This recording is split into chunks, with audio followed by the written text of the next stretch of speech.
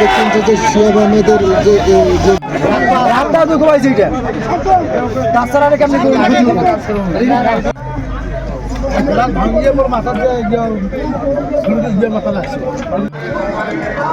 লালমনিরহাট ১ আসনের স্বতন্ত্র প্রার্থী শিয়াব আহমেদের গাড়ি বহরে হামলার ঘটনা ঘটেছে।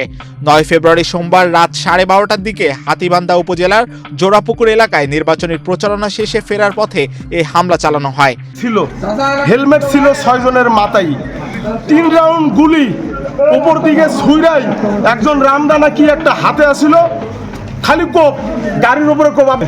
শিয়াব আহমেদকে হত্যার উদ্দেশ্যে এই হামলা সন্ত্রাসীরা চালায়। করোনা বা যে কোনো ভাইরাসের এগেইনস্টে ফাইট মানি ব্যাকট্রলের লেফট রাইট। এই জোড়াপুকুর পার হয়ে আক্রমণ করেছে কে বা কাহারা। আমরা এটার বিচার চাই সরকারের কাছে, ডাক্তার ইউনূসের কাছে আমরা বিচার চাই। প্রার্থীর ব্যক্তিগত গাড়ি লক্ষ্য করে অতর্কিত হামলায় গাড়িটি ব্যাপক ভাঙচুর করা হয়। এ ঘটনায় স্বতন্ত্র প্রার্থী শিয়াব আহমেদ সহ কয়েকজন নেতাকর্মী আহত হন।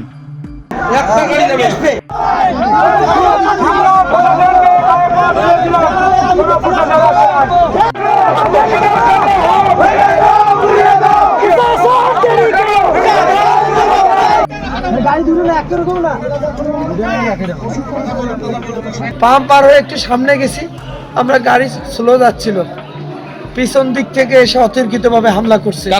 হামলার প্রতিবাদে বিক্ষুব্ধ সমর্থকরা লালমনিরহাট হাটু বুড়িমারি মহাসড়কের বিভিন্ন পয়েন্টে অবস্থান নিয়ে যান চলাচল বন্ধ করে দেন। এতে মহাসড়কে দীর্ঘ যানজট সৃষ্টি হয় এবং সাধারণ মানুষ ভোগান্তিতে পড়েন। শিয়াব আহমেদের উপর হামলাকে পরিকল্পিত ও কাপুরুষোচিত উল্লেখ করে জানমাল ও সুষ্ঠু নির্বাচনের পরিবেশ নিয়ে শঙ্কা প্রকাশ করেন। খবর পেয়ে হাতীবান্ধা থানা পুলিশ ঘটনাস্থলে পৌঁছে পরিস্থিতি নিয়ন্ত্রণে আনে। বর্তমানে এলাকায় উত্তেজনা বিরাজ করায় অতিরিক্ত পুলিশ ও বিজিবি মোতায়েন করা হয়েছে।